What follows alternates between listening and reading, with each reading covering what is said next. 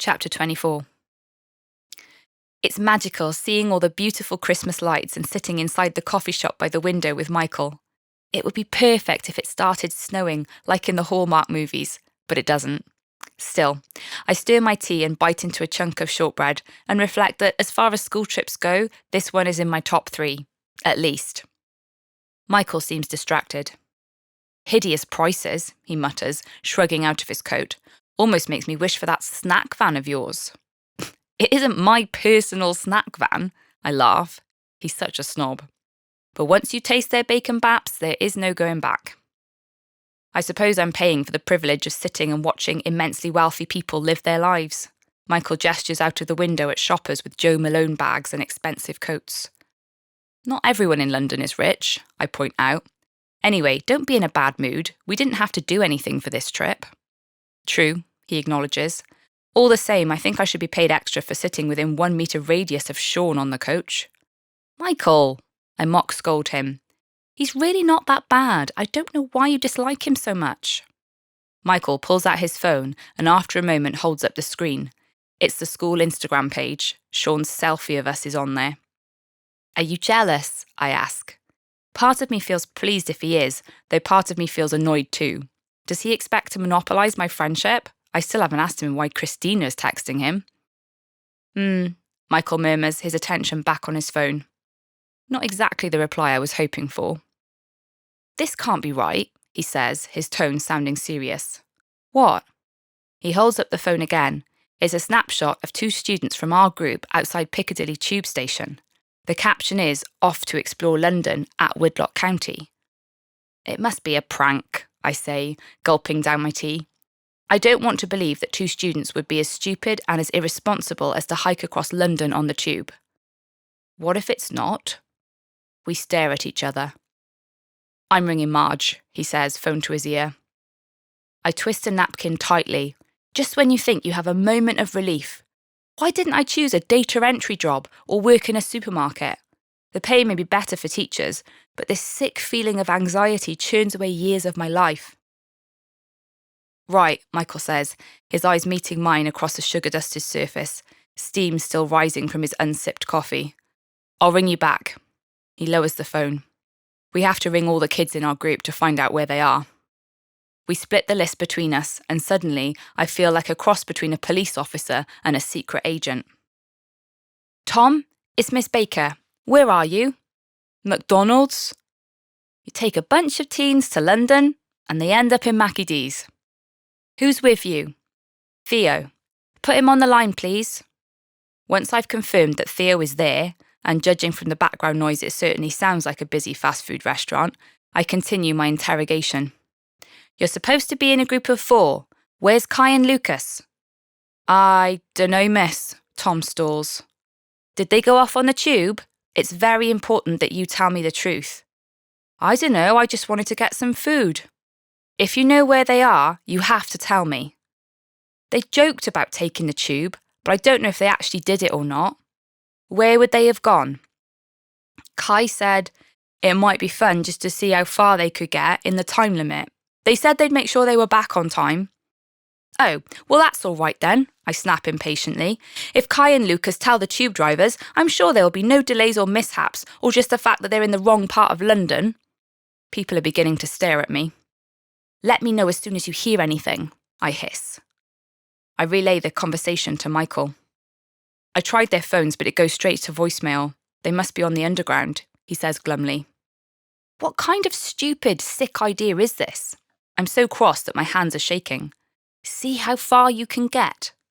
"Sounds like a dare to me," Michael comments. "One of those TikTok challenges or something." He calls Marge and the verdict is we should stay put until it's time for everyone to return.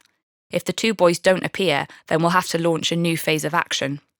The others all pop by to prove they're in the vicinity, so our hour is taken up with comings, goings, phone calls, and Michael stalking the boys on social media. "No more posts," he reports. Either they gave up or they've got no signal. The time is up and the students troop back to the meeting point. Michael and I nervously shift around, our eyes on the clock ahead. It's 3 o'clock and the lights are glowing against an increasingly grey sky. I shiver. I don't want to be stuck out here in London once it gets dark. Michael is poised to ring Marge. I'll give them 1 more minute.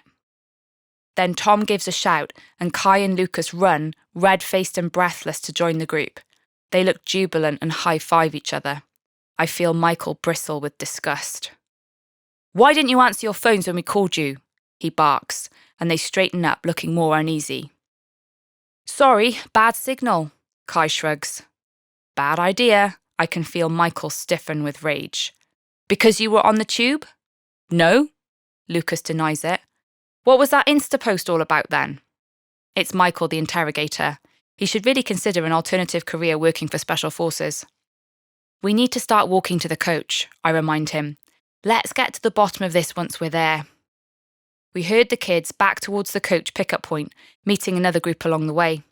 The wind is definitely colder, and I suddenly feel exhausted. I think with longing of curling up with a cup of tea on the sofa. The coach is parked at a bus stop, but there are traffic cones directly in front of it, and some workmen in high-vis jackets are scowling at the driver. There are 2 sets of doors to the coach, so the other group enter by the driver, and we take the middle door.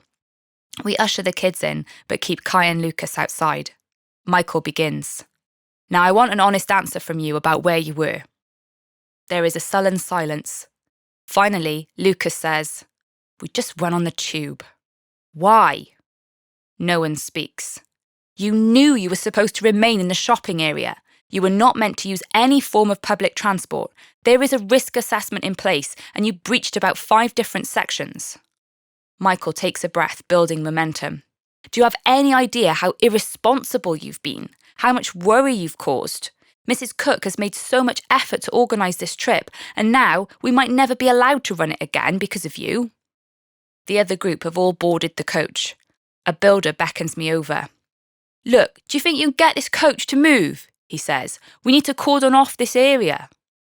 I'll speak to the driver, I say hastily, and leave Michael to continue his listing of the boys' heinous actions. I step up to the driver and relay the message. Looking down the bus, Sean gives me a wave. Marge is snivelling into a tissue at the front, being comforted by Miranda, the art teacher. Are you all right? I ask her, dumping my bag onto the luggage rack. I'm going to have to report this incident, she says. David will have a field day. He already wants to put me on capability because our department is too old-fashioned. The boys were stupid. It wasn't your fault. At least they're back safely and Michael's giving them the dressing down of their lives. Why don't you ring Janet? Miranda suggests. Janet Pachelbel is deputy head and infinitely superior to David Clark. This is a bus stop. I've a legal right to be here, the bus driver says, raising his voice with the window down. I'd better get them inside, I say, and run to the middle door where they're still standing in the street. You are about to go to university, where you will be treated like adults. You need to grow out of this childish, irresponsible behaviour. I step out onto the street and lay a hand on Michael's arm. We need to go, I say. Boys, get on the bus. They board the coach and I stay with Michael. I wish I could hug him, but David's rules hang over us. He looks tired and oddly defeated. They went to King's Cross, he said. A huge international travel station. Oh, if the press find out. They won't, I say quickly. They didn't post on social media, did they? No, he says, but they'll brag about it, and they probably took photos. David will go ballistic. He rubs his forehead, contemplating the prospect. Why did they have to be in our group? There was nothing we could have done to stop them. On cue, Michael's phone rings. He stares at it, then holds it up to me. David Clark. That man's instinct for trouble is uncanny. Hello? Michael answers before I can stop him. The bus starts to reverse, beeping. Michael gives me a worried look. I wave my hand. He's just got to move away from the cones, I explain. Michael covers his free ear with a hand to block the noise, then turns away, taking a few steps down the street. I cross my arms over my body, feeling jittery with cold. Then I watch, like it's in slow motion, as the bus pulls away. Hey! I shout, just as a pneumatic drill starts to churn up the pavement. In my mind, London streets are full of nose-to-tail vehicles inching forwards every second. This must be the one time a school trip coach has ever pulled out into the road and zoomed off, accelerating from 0 to 30 miles an hour in less than 5 seconds. I stare at the road in disbelief, but only the fumes remain. I go to grab my phone from my bag, then I remember I left it on the bus. I rush to Michael, gesticulating wildly. He lowers his phone. "The bus!" I shout. "We've got to ring Marge."